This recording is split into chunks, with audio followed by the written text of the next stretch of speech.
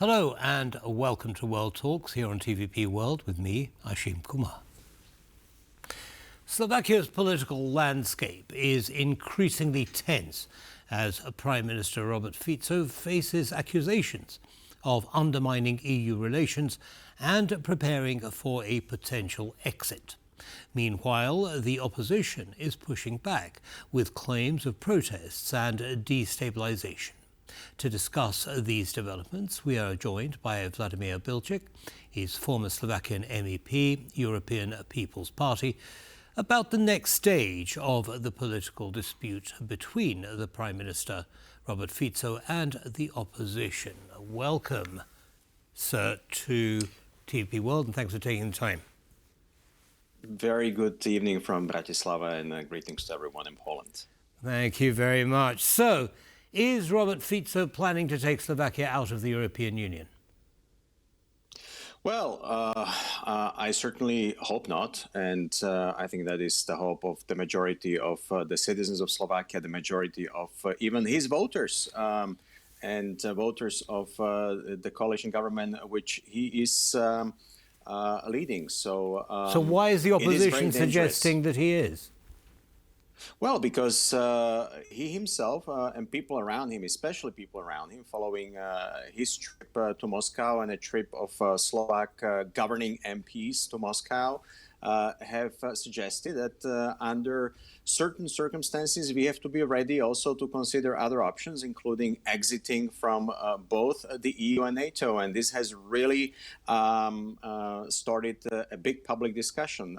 It is the suggestions which are coming from within his ranks, the ranks of his party, which has sparked this discussion.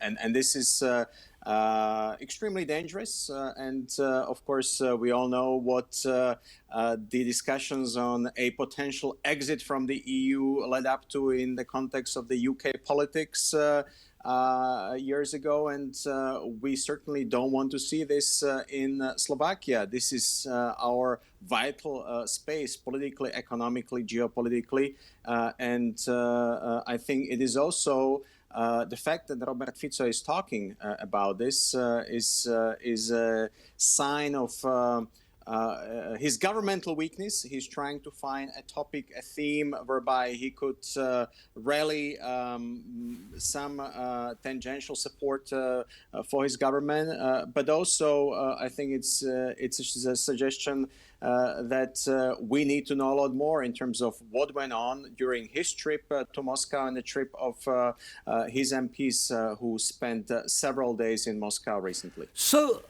understood. We do need to know more, of course.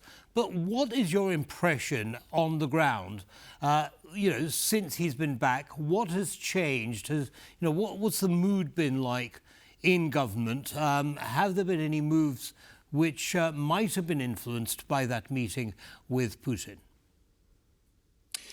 Well, those are two questions, really. And we don't know what went on in Moscow, but we know that this discussion about not just potential exit from the EU and NATO, but also discussion on a potential Maidan in the Slovak context or a potential external threats to his government have become the main story of Robert Fico's political rhetoric and the rhetoric of the governing coalition. And I think this points also to the fact that the governing coalition itself has a rather unstable position for two reasons.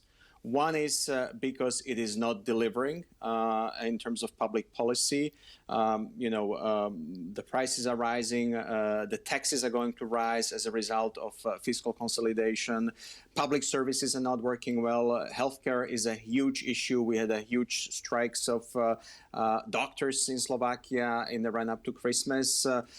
Moreover, we just had a huge attack on the land registry in Slovakia, which is not working properly. People cannot take out mortgages. This attack came from beyond our borders by hackers. So there are all sorts of domestic issues which the government is not able to deal with, and it is focusing on foreign policy external threats.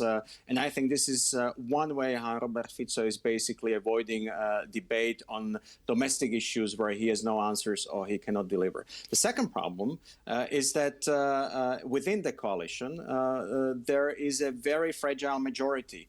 There are at least two small camps within two minority partners of Robert Fico's Smer, where there is a group of MPs who may not be willing to and able to support the government on all issues. So there is a governmental crisis whereby the majority for all laws which the government proposes is not assured in the parliament. So this is what's going on, and this is the context in which this political crisis at the moment in Slovakia is taking place. So a way perhaps of distracting attention away from interior politics. That is absolutely what is happening, but it is happening on very shaky and dangerous grounds, on something which has been fundamental to all governments in Slovakia since the late 1990s. Our place in the EU and NATO has been a matter of political consensus across the board ever since the late 1990s. No one has questioned it openly. No prime minister in the past has done this.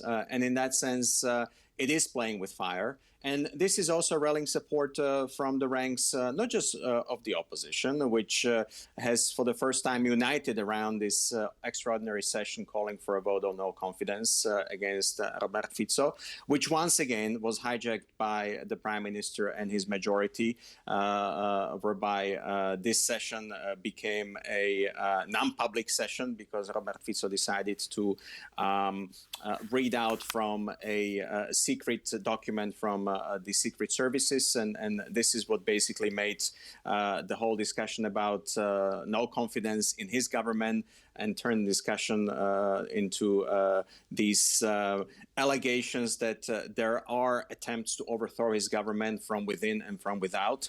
But it is a very dangerous territory to walk on because the EU and NATO memberships are vital for Slovakia. And this is what's also rallying public protests against the government. I expect big public gatherings across Slovakia, not just in Bratislava, but also across the cities in Slovakia on Friday. And I expect more tensions and more protests and also more attempts by the opposition to basically test the stability of Fico's fragile government. Understood. Well, he's been elected multiple times. This may well be the last time he is in that role. Mr. Bilčík, thank you very much indeed for sharing your expertise and analysis with our audience. Do come and see us again soon. Have a good day, sir. Thank you very much, and greetings. And of course, this topic will not go away, so I'll be happy to continue. Absolutely, we'll be looking to hear more of your analysis as things unfold. Bye-bye now. Have a good evening. You too. And that's all from us in this episode of World Talks. Goodbye.